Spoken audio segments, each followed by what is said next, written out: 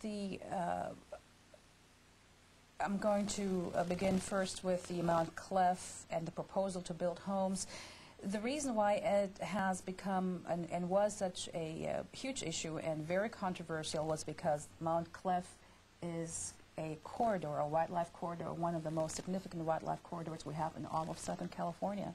And unfortunately, that area was not included as part of our protected ridgeline ordinance back in the late 80s, I believe it was, and perhaps even early 90s. And that may not have been, perhaps the foresight wasn't there to include that in the protected ridgeline zone, but eventually it was zoned residential. There were 4 legal lots on this particular ridgeline. I call it a ridgeline. Others disagree and say it is just underneath the ridgeline and therefore not part of it. And they were private parcels, 4 of which were bought by the City of Thousand Oaks recently after years of negotiations at a high price, the highest price ever that the City of Thousand Oaks paid to purchase open space. And the 4th parcel, of course, due to the legal issues, the owner was allowed to build a house. However, when it came before the City Council just a few months ago, I voted against the development of one house on that ridgeline simply because there was no willingness to reduce the size of the house. The size of the house was 7,000 square feet. It was not really in keeping with the surrounding neighborhood in the City of Thousand Oaks. And I had asked whether the house could be made smaller because according to the Santa Monica Mountains Conservancy, they had asked that every square foot be preserved. I mean, every square foot, if possible, and that was not, of course, not possible. And I asked whether the house could be reduced in size, and I was voted down on that. Basically, there was no agreement, I should say, on that. And so now what is being described as a hotel on a ridgeline, because it is very, very large, will now be built. But the residents are not very happy about that. I understand. Well, I thank you for clearing that up. I think we should probably get to our panel now, just because, as I said, because you don't live in Thousand Oaks, these issues are still important to you, because if you live in an adjacent community or if you travel in this area, these issues will be pertinent. I'd like to introduce our panel at this time and let them ask a few questions. Our first panelist is a husband and father who moved with his family from the San Fernando Valley to Thousand Oaks 8 years ago. He's a former Air Force captain and a 20-year computer systems professional, most recently with Baxter Healthcare in Westlake Village. He's a member of the Thousand Oaks Residents Roundtable, and we are very pleased to have him with us today. Stephen Kane, thank you. Hi. Thank you for coming. Our next panelist, Carol Keaveney, has been a resident of Newbury Park since 1991 when she moved here from Atlanta, Georgia to marry her late husband, Patrick. Carol has been involved in politics for many years, having been a charter member of the Hall County chapter of the League of Women Voters in Gainesville, Georgia. She is currently employed with Amgen Incorporated in the Clinical Development Biostatistics Department and is a former member of the Friends of Thousand Oaks Library. Carol, we're happy to have you with us today. Thank you for having me. And last but not least, Kurt Brown is a senior at Thousand Oaks High School, where he is vice president of the school's Progressives Club.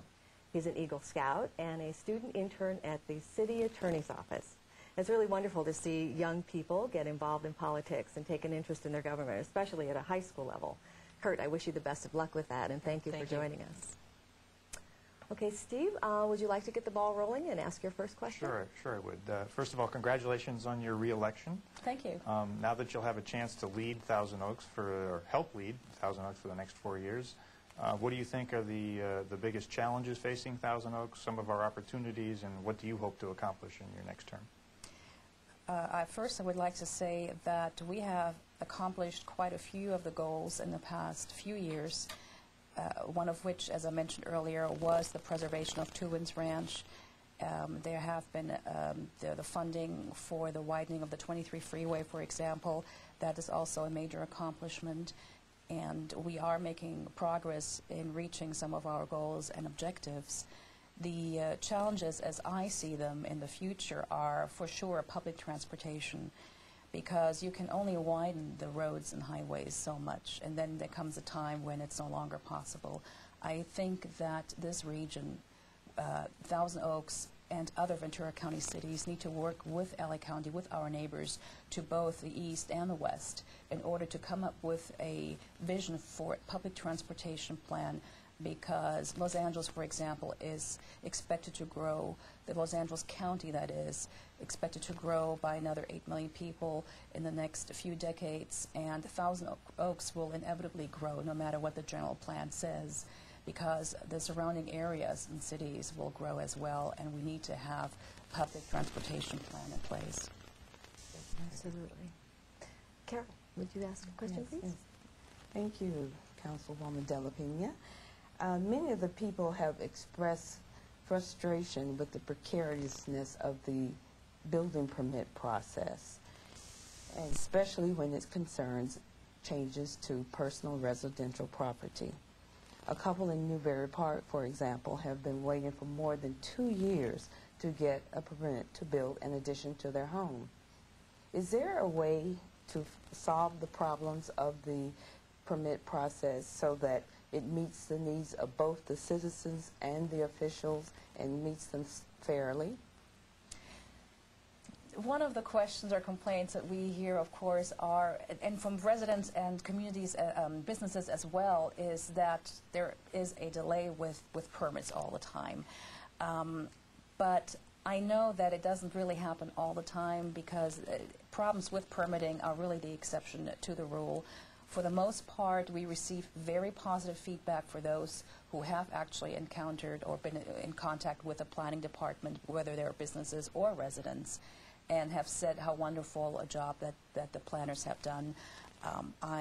Many years ago, before I entered public life, had encountered absolutely no problem when I was remodeling my house, for example.